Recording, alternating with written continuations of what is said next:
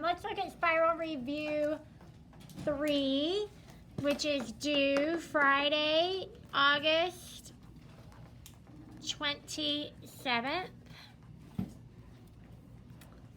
That's Jonah's birthday. Jonah's my youngest son. So is Shelby, KJ's, and his. That's your birthday Friday? No, you said it was.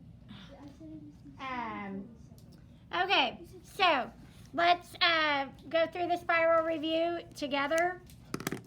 You should have a highlighter so we can look at the directions. The first direction here says round the following numbers to the underlying place value.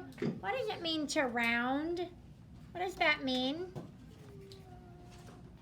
Rounding, what does that mean? Is there anyone out there? I know more than Morgan knows what rounding means. We just did a ton of it. Everyone's hand should be up. We all know what rounding is. All right, who can help me out? Maren, what's rounding? It might be hard to put in words. It is. If it's under 5 and it goes, then it stays the same number, and then if it's above 5, or if it is 5, or above, you round it to the next number. Right, so you just gave me the rounding rule, okay? Here's how which is great, and I appreciate, because I know that's hard to put into words. Here's what I want to say about rounding. This is how we really define rounding. If we're rounding to this place, that's the 100,000s place. We're being asked to decide, is this number closer to 800,000 or is it closer to 900,000? Okay, that's what we're really being asked here. We're deciding if it's closer to 800,000 or 900,000, okay? And Maren gave us an excellent rule. We find our number, we look right next door, that's a 9. If it's 5 or higher, we add one more. So instead of 8, there's a 9, and then we have 5 zeros coming after it. 99% of the time, do you not have a spiral? Morgan, I thought you were just raising your hand wanting to answer the question. 99% of the time, the number after you round will have the same number of digits as it did before you rounded it. The only time that it doesn't is like if this were a 9 and we bumped it up, that would make it a million and not 100,000. Does that make sense? So unless there's a 9, unless we're looking to round a 9, every other case it will have about the same number of digits. Okay.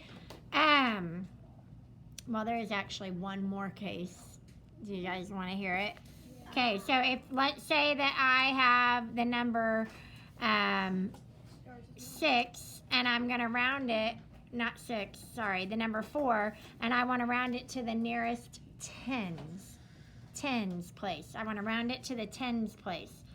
Well, so what we're really asking, right there's a 0, is it closer to 0 or is it closer to 10? And it's closer to 0. So that would be another case where it would have one less digit, okay? And this is confusing because we don't have the examples, but this does happen. And then if I had, let's say I had a 9 and I wanted to round it to the nearest 10, is it closer to 0 or is it closer to 10? 10, so then we would round it up to 10. So that 9 makes it one that could go to 0, and then if it's a single digit number, sometimes it can go to 0. Okay, but typically you'll have the same number of digits after you round as you do before you round. Okay? All right, so all 3 of these need to be rounding. Okay, now we're going to name the place value of the underlined digit. Place value, what is that asking me? If it says place value, what is it asking? It's asking how much one digit is worth. That's value, but when we put that word place in it, it means what?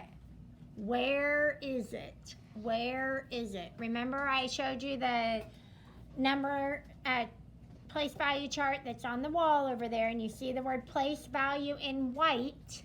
When it asks for a place value, you need to name one of those words in white. That tells you where it is on the place value chart, okay? So Where is that 4 on a place value chart? What's the place value of that 4? Avi? Millions. And one thing that we started doing in block 1 is if you see the word place in the directions, add the word place to the end of your answer. Millions place makes sense. But if you got confused and you said, oh, that's worth 4 million, and then you put 4 million place, that doesn't make sense, right? So if you'll add that word place at the end, I think it might help you to not miss those. Okay, here we have named the value of the underlined digit. So Jameson, that's what you were saying. It's how much is that number worth, that digit worth? How much is that 4 worth? Who can help me? How much is that 4 worth? Gemma? 4 million. 4 million.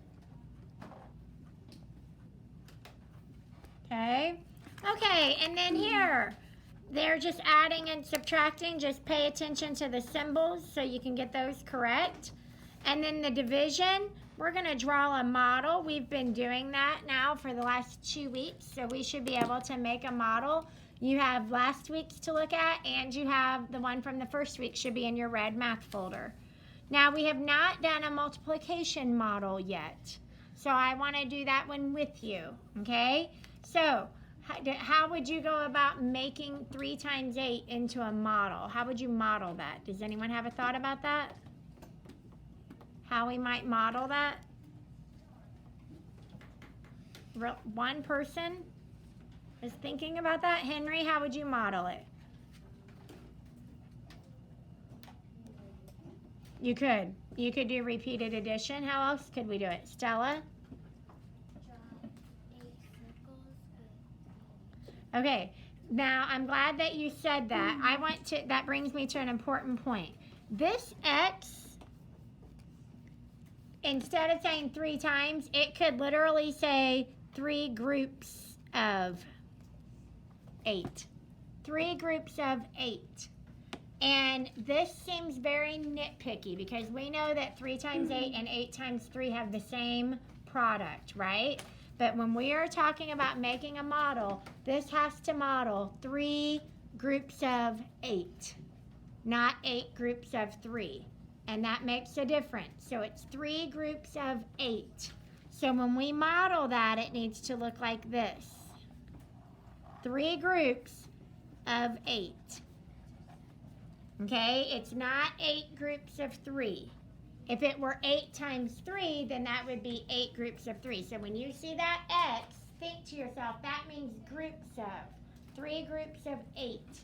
So Henry, if you were going to do repeated addition, you need to do 8 plus 8 plus 8 equals 24. Not 3 plus 3 plus 3 plus 3, because this is 3 groups of 8. Okay? That is a nitpicky one, and it is hard to remember, but when we get more into multiplication, we will talk about that more. Okay? Okay. Is 3/9 more than 1, less than 1, or equal to 1? 3/9 more than 1, less than 1, or equal to 1? Will? Wait. Less than. 1 is greater than 3/9. Okay? If this is my 1 whole, okay, and if I take that same whole and I divide it into 9, we'll just say equal-ish parts because I'm not perfect.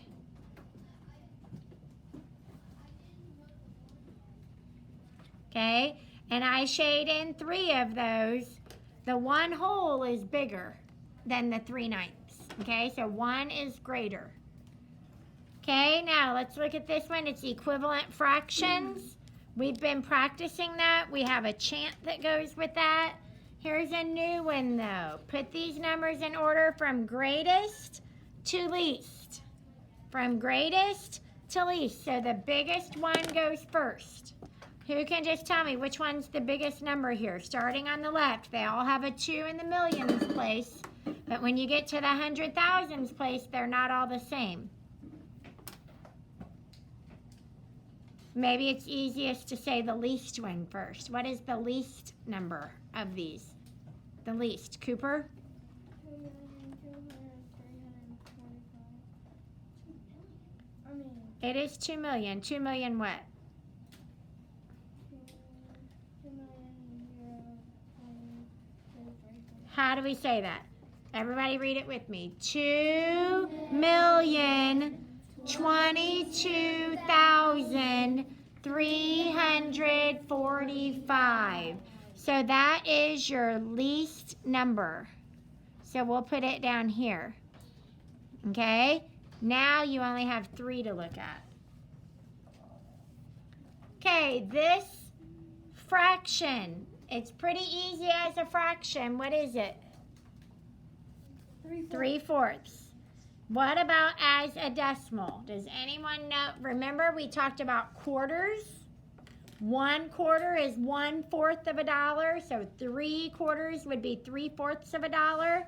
And another hint is that we know 1/4 is 0.25 or 2500. So what would 3/4 be? Noah? Colin? Where's Noah? He had to go. He went home? Yeah. I just saw him earlier. Yeah, All right, yeah. Colin, what do you got? 0.75. That's exactly right. 75 hundredths is how we say that. Everyone say that. 75 hundredths. Okay? So remember, 3/4 is 75 cents. 3/4 of a dollar is the same as 3/4 of a dollar. Those are synonyms. 1/4 and 1/4 are synonyms. Okay? Okay. We need the area and perimeter of the shaded area. Okay? I just want to highlight the perimeter is still this. That will give you the perimeter. But the area has those holes in it. How do we find the area? How do we find the area? What's the best way to find the area? Jameson? Subtract the area without the holes and then minus. Right, you could find the area of the whole square and then subtract these 2 areas. That's one way to do it. That's the mathematical way to do it. How else could we do it? Riley? You can count the gray squares. Okay, so there's more than one way to do that one. Okay, so Jameson was saying, so this is 1, 2, 3, 4, 5, 6 units. And this is 1, 2, 3, 4, 5, 6 units. So you can do the area of the whole thing pretty easily. And then what are these? 1, 2 units, 1, 2 units. And so you could easily subtract that out. It wouldn't be that hard. Or you can count the shaded squares. Okay, and then geometry. Use a ruler. Okay, draw line AB. This is new and it is worthy of our time.